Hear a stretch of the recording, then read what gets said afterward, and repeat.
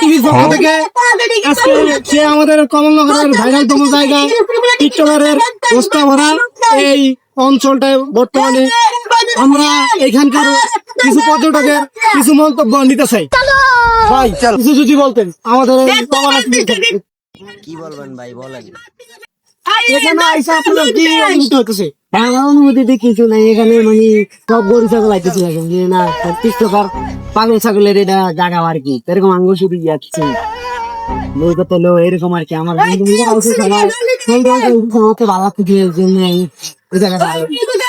দর্শকের কাছ থেকে জানতে পারলাম যে তার অনুভূতিটা কিরকম। সে বলতেছে বাজেতম একটা অনুভূতি।